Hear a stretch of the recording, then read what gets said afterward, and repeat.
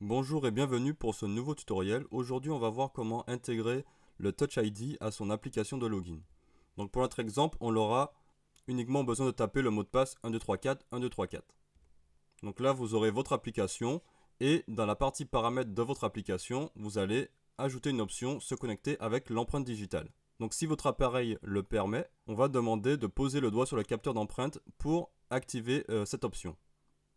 Donc on voit que si par exemple je tape, je mets mon mauvais doigt, il va toujours me demander de réessayer. Ou sinon, je mets la bonne empreinte digitale et là, l'option se coche. Donc finalement, si je quitte mon application et que je reviens dessus,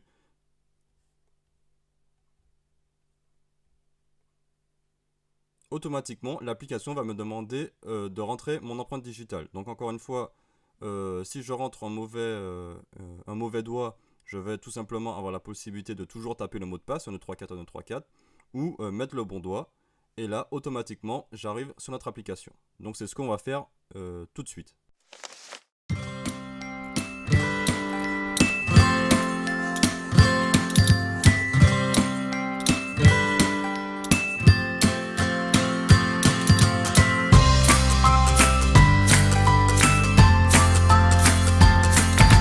Donc pour commencer, on fait toujours Single View Application et on va appeler notre application Touch ID. Donc ça d'ailleurs, on peut décocher, à chaque fois je coche, mais ça sert à rien. Donc avant de commencer, il faut savoir que le Touch ID est disponible depuis la version iOS 8 uniquement. Et que juste après avec la version iOS 9, c'était disponible, mais la méthode pour capturer l'empreinte digitale est différente. Donc tout simplement, on va proposer l'empreinte digitale uniquement pour les utilisateurs à partir de iOS 9. Donc pour ce faire, dans notre application, dans le View Did Load, on va faire une première vérification. iOS 9.0 est supérieur. Donc là, c'est là qu'on va mettre notre code. Après, pour une fois, c'est assez simple. Apple nous propose directement le code à mettre pour gérer l'empreinte digitale. Donc je fais un copier-coller et j'ai oublié d'ajouter dans les paramètres de notre application une librairie, la librairie de Apple. Ici, donc on va dans ici, Général, et là on clique sur plus.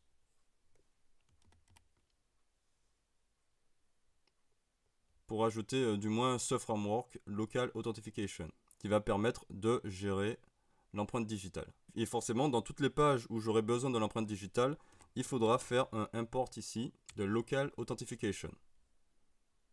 Donc on voit que lorsque j'ajoute Local Authentication, la classe LA Context est reconnue. Donc tout simplement, c'est cette classe-là qui va vraiment permettre de gérer notre empreinte digitale. Donc là, on voit aussi que dans le code que j'ai copié-collé, Apple fait ses propres vérifications ici. Nous, tout simplement, on va les supprimer parce qu'on a déjà fait cette vérification-là juste avant.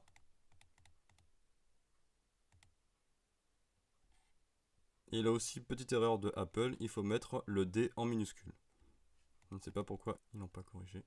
Ici, dans cette partie, il faut mettre pourquoi on demande l'empreinte digitale. Donc on va demander à l'utilisateur de mettre son empreinte digitale, mais il faut lui expliquer pourquoi. Donc moi tout simplement, je dis posez votre doigt sur le capteur d'empreinte pour déverrouiller votre application.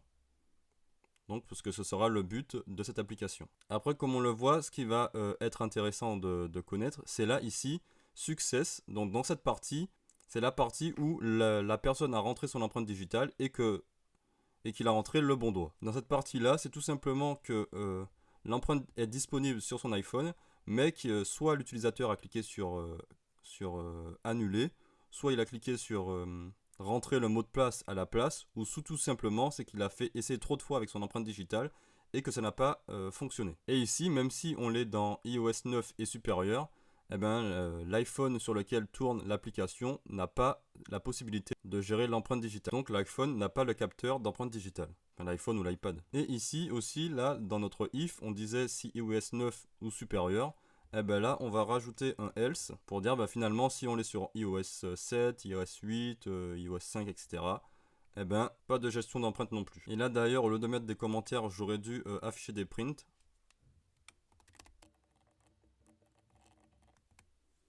Donc voilà, juste avec ça, on peut lancer déjà notre application. Donc voilà, dès que l'on lance notre application, ça nous demande le Touch ID. Donc là, tout simplement, ne vous inquiétez pas, vous pouvez gérer le Touch ID depuis la barre de menu dans Touch ID. Donc ici, lorsque ça c'est activé, ça veut dire que on simule que l'iPhone a l'empreinte digitale. Enfin, a le capteur d'empreinte digitale. Ici, on simule qu'on rentre une bonne empreinte, donc le bon doigt. Et ici, on simule qu'on rentre la mauvaise empreinte digitale. Donc par exemple, quelqu'un d'autre qui essaye et que ce n'est pas l'utilisateur de l'iPhone. Donc là, pour vous montrer aussi que tout fonctionne, je vais tout simplement simuler que mon iPhone n'a pas de capteur d'empreinte digitale, et on va relancer l'application. Et bien, tout simplement pour l'utilisateur, ça ne va rien faire. C'est juste ici, comme on l'avait fait le print, on n'a pas de capteur ici, donc tout fonctionne.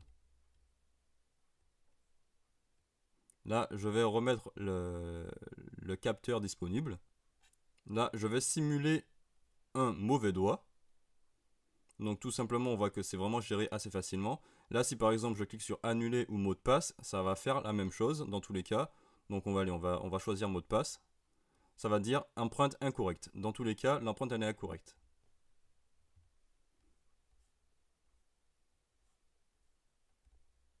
Si je relance mon application, encore une fois, et que cette fois-ci je mets la bonne empreinte, on a bien notre empreinte OK. Donc finalement, au lieu de faire des prints, évidemment, on va gérer tout ça pour que l'utilisateur puisse voir si par exemple il a accès à son empreinte digitale, s'il a de capteurs, etc. Donc tout simplement ça, on va le gérer dans la page de login. Donc dans notre vue contrôleur qui est déjà automatiquement créée. On va ajouter un label, un text field. D'ailleurs je vais le mettre un peu plus bas. Et tout simplement, on va les lier avec notre vue contrôleur. On laisse CTRL appuyé et on fait un drag and drop ici. Donc là, je vais appeler mon label info label. Mon texte field pour le mot de passe, je vais l'appeler tout simplement mot de passe. Et j'ai aussi oublié le petit bouton pour confirmer le mot de passe, qu'on va attribuer une fonction lorsqu'on va cliquer dessus. Donc là, on fait bien attention à sélectionner action. Et là, on peut appeler ça valider par mot de passe. Donc là, on sélectionne la chose qui fait appel à la fonction validée par mot de passe. C'est tout simplement notre UI bouton. Et le reste, on le laisse par défaut. Donc là, ici, je ne veux pas pour l'instant valider par empreinte digitale. Je fais annuler. Dans tous les cas, on a toujours empreinte incorrecte.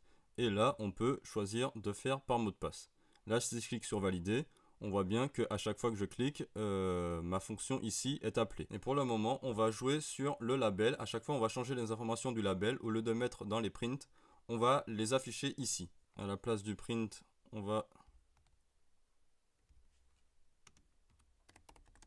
prendre notre infolabel.text qui sera égal à empreinte incorrecte. Ici, petite particularité, lorsqu'on travaille à l'intérieur de tout ça, il faudra rajouter les self points devant les informations qu'on leur a ajoutées ici. Donc par exemple info label, mot de passe, etc.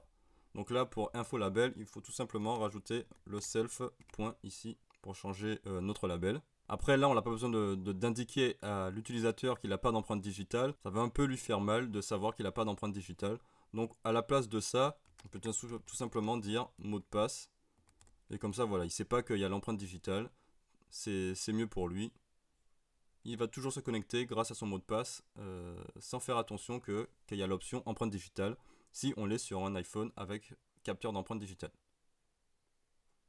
Donc là, je fais annuler. Et après, c'est vrai que ça prend un certain temps pour afficher empreinte incorrecte. Je trouve ça assez dommage. J'ai pas encore vu pourquoi ça le fait. Mais dans tous les cas, ça va pas nous déranger parce que ça va pas bloquer l'utilisateur. Même s'il n'a pas l'information tout de suite, ça va pas bloquer l'utilisateur. Il pourra rentrer son mot de passe à la place quand il va voir empreinte incorrecte. Donc là, vite fait, on va faire la validation par mot de passe. Pour notre exemple, on va tout simplement vérifier que l'utilisateur rentre 1234 1234 et c'est fini. Donc mot de passe.text, donc ce que l'utilisateur rentre, est-ce que c'est égal à 1234 1234 ? Si l'utilisateur rentre son mot de passe, et bien finalement on va passer on va aller créer une nouvelle vue qui va finalement être la vue pour la gestion du compte de l'utilisateur. Donc ce sera véritablement votre application. Et on va aller sélectionner ici en haut le petit rond jaune. On va faire un drag and drop toujours en laissant le contrôle appuyé, puis show. Donc là, ça crée un lien entre les deux. Enfin, ça crée un lien invisible qu'on va ici identifier par un ID. Donc là, par exemple, j'appelle aller vers compte, mais ça peut être n'importe quoi. Donc il faut bien faire attention de sélectionner ce lien-là et après aller changer l'identifiant. Donc là, pour ce view controller là, on va créer sa classe. Donc compte view controller qu'on va directement aller attribuer ici. Compte view controller. Donc là, je rentre tout simplement votre application parce que c'est à vous de mettre les informations qu'il y a dedans. Nous, on s'occupe juste de l'empreinte digitale. Donc voilà, ce lien-là, on va aller l'appeler uniquement lorsque l'utilisateur aura soit rentré 1234, 1234, ou soit lorsqu'il aura rentré une bonne empreinte digitale. Tout simplement, pour appeler le lien, on va s'aider de la fonction qui existe déjà grâce à Swift, perform CG avec l'identifiant. Donc vous l'avez reconnu, l'identifiant, c'est notre aller vers compte. Et Sender, on va laisser self ici. Tout simplement, grâce à ça, on va aller dans la page votre compte. Donc ça, on va l'ajouter pour mot de passe 1234, 1234, ou lorsque l'empreinte digitale est correcte. Donc on le met à deux endroits différents. Ah oui, ici, comme à chaque fois je l'ai indiqué, il faut à chaque fois ajouter le self point. Donc là, je simule une bonne entrée de mon empreinte digitale. Bon, là, mon label, il s'affiche pas. Mais je pense que c'est au niveau du design que ça coince.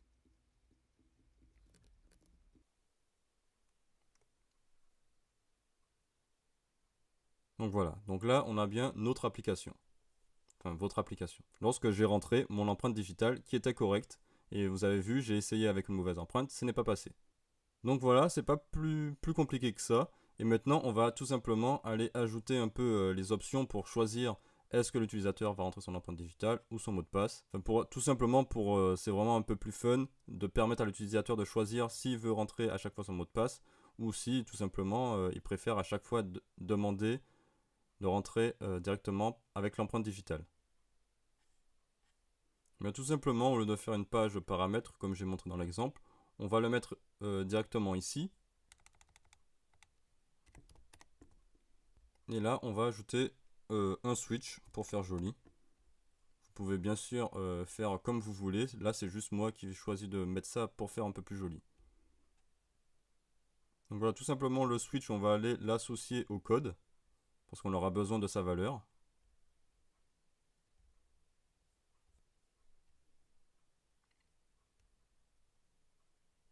Ce n'est pas le but du tuto, donc je vais aller assez vite sur le switch. Je vais créer une simple fonction pour savoir si le switch est à on ou off, tout simplement. Donc c'est assez simple, de toute façon, is on, print off. Donc là, j'ai simplement créé ma fonction, mais il faut que la fonction s'appelle. Donc il faut ajouter tout simplement un événement à mon switch pour dire que finalement, à chaque fois que je vais modifier, à chaque fois que l'utilisateur va modifier mon switch, eh bien, cette fonction-là va être appelée. Donc tout simplement, pour ajouter un événement à mon switch, je fais un add target, on laisse à self. Là, mon action, ça va être le sélecteur. Donc là, on utilise la méthode Swift 3 pour créer un sélecteur. Dièse selector, entre parenthèses, on met le nom de notre fonction. Donc moi, je l'ai appelé verif switch. On n'oublie pas de mettre les parenthèses pour dire que là, c'est bien la fonction. On sélectionne uniquement l'action pour dire que finalement, on va appeler cette fonction-là uniquement lorsqu'on va avoir un UI control event value change. Donc lorsque la valeur de mon switch va changer, on va appeler notre fonction verif switch. Non mais je me suis juste trompé, on n'a pas besoin de mettre les parenthèses, donc voilà. Donc là, on a notre sélecteur ici. Donc là, on peut aller tester ça tout de suite. Je rentre mon empreinte digitale. Et là, on l'a se connecter avec l'empreinte. Donc voilà, donc là, il est à off. Là, il est à on, etc. Donc là, tout fonctionne bien. Et bien sûr, on va dire que quand l'utilisateur met à on le switch, on va demander l'empreinte digitale pour confirmer sa demande. On va lui demander encore une fois son empreinte digitale. On va reprendre le code qu'on avait finalement dans le main, enfin dans le view controller. Donc tout ce code là qui va nous permettre tout simplement d'avoir l'empreinte digitale de l'utilisateur et on va le mettre à l'intérieur. Bon, bien sûr, dans le code que je vais vous donner à télécharger, je vais mieux gérer, enfin j'ai mieux géré les informations, je l'ai mis dans des fonctions, etc. Mais sinon, on retrouve la même chose. Donc là, encore une fois, il ne faut pas oublier, vu que j'utilise l'empreinte digitale dans cette vue, il faut toujours importer local authentication. Donc là, on va plus faire les mêmes actions quand l'empreinte sera OK. On va plus faire les mêmes actions aussi quand l'empreinte sera incorrecte. Donc on peut aussi imaginer recréer aussi un label ici avec info.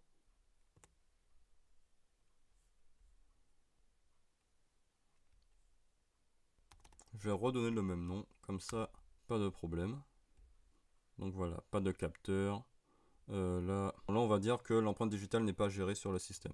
Donc voilà, tout simplement on va dire que l'empreinte digitale n'est pas gérée sur les versions antérieures à iOS 9.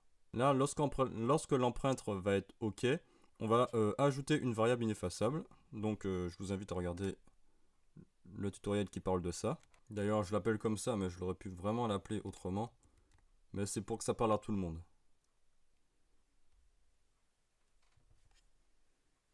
Et là, je vais dire, lorsque l'empreinte est OK, eh ben, on va alimenter cette variable.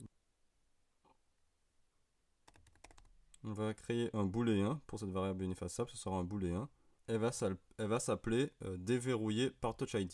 Donc là, on voit qu'on ne crée pas une variable comme les autres, c'est juste tout simplement que cette variable-là, si on ferme notre téléphone, qu'on le rallume, ou qu'on change d'application, etc., cette variable-là va toujours rester active. Donc une fois que l'utilisateur aura confirmé son empreinte digitale sur l'application, eh ben, cette variable-là va toujours rester à vrai et sera disponible n'importe où dans vos contrôleurs. Là aussi, petite sécurité, lorsque l'utilisateur cliquera sur justement on, mais que son empreinte digitale a mal été tapée, eh ben, on va toujours faire revenir automatiquement le switch à off. Donc pour ce faire, alors lorsque l'empreinte est correcte ici, on sélectionne mon switch. On va dire set on, eh ben faux. Donc on ne set pas à on. Et là, animé, oui, voilà. Ça c'est juste une petite sécurité. Donc là, s'il n'a pas capteur, eh ben, il ne peut pas mettre à on aussi. Si c'est pas géré sur le système, ça reste aussi à off. Et là, tout simplement, ici, on est dans la partie où l'utilisateur va désactiver l'empreinte digitale. Et ben, finalement, s'il désactive l'empreinte digitale, on change la valeur de déverrouiller par Touch ID. Et là, au lieu de mettre à vrai, on met à false. Donc ça, tout simplement, cette variable-là, encore une fois, je vais la recréer dans mon view controller. C'est vrai que c'est un type de variable assez particulier. Parce que le nom de la variable est tout simplement dans fork. En fait, ma variable ineffaçable peut contenir plusieurs variables. Et on va mettre les noms justement grâce à fork. Donc là, ici, dans le viewController, on va aller prendre justement, savoir lorsque l'utilisateur rentre pour la première fois dans son application, est-ce que la variable est à vrai ou à faux. Donc là, j'ai recréé une vraie variable, donc qui s'appelle déverrouiller par Touch ID, qui va prendre les informations de ma variable ineffaçable pour la clé déverrouillée par Touch ID, qui est un booléen. Tout simplement. Et là, finalement, vu que déverrouillé par Touch ID est une vraie variable qui est de type booléen, eh bien, on va dire, est-ce que si l'utilisateur a choisi finalement le switch à on, finalement, de déverrouiller son application par Touch ID, on va faire ça. Sinon, on va rien faire de spécifique. Dans tous les cas, si on fait rien de spécifique, l'utilisateur pourra choisir le mot de passe. Donc, toute la partie qui se trouve à l'intérieur, donc toute la partie qui correspond finalement à la demande d'empreinte digitale, on va la virer uniquement lorsque l'utilisateur aura coché « Oui, je veux permettre le déverrouillage par empreinte digitale ». Sinon, on ne fait rien. Donc, si on ne fait rien, on peut tout simplement supprimer le else vu qu'il ne sert à rien. Et voilà, donc maintenant lorsque je vais rentrer dans mon application, je ne vais pas tout de suite avoir l'empreinte digitale active. Donc là on voit que mon application ne me demande pas mon empreinte digitale. Il faut d'abord pour la première fois que je rentre mon mot de passe. 1, 2, 3, 4, 1, 2, 3, 4. Évidemment, j'ai fait exprès de le laisser visible parce que c'est pas super important, c'est pas le but du tuto. Là, lorsque je clique sur valider, j'arrive sur mon application. Et là, d'ailleurs, c'est juste au souci du design. C'est vrai que j'ai oublié ici, par défaut, de mettre le switch à off. Donc voilà. Et là, on demande est-ce qu'il veut se connecter à l'empreinte digitale. Si je rentre une mauvaise information, et à chaque fois, plusieurs fois, je rentre une mauvaise empreinte digitale, le switch passe à off et ça dit empreinte incorrecte juste en dessous. Donc là, si je réessayer et que cette fois-ci, je mets la bonne empreinte digitale, pas de souci, le switch reste bien à on. Et si on quitte l'application et qu'on revient dessus, cette fois-ci, ça va nous demander notre empreinte digitale. Et bien sûr, là, j'ai pas encore fait toutes les vérifications, mais toutes les vérifications, on n'a pas besoin de le voir dans le tutoriel, vous allez le voir directement dans le code que j'aurai bien rédigé pour vous, qui sera disponible sur GitHub et sur mon site internet. Donc merci de m'avoir suivi, j'espère que ce tuto, comme toujours, vous a plu et que vous aimez toujours ma façon de faire.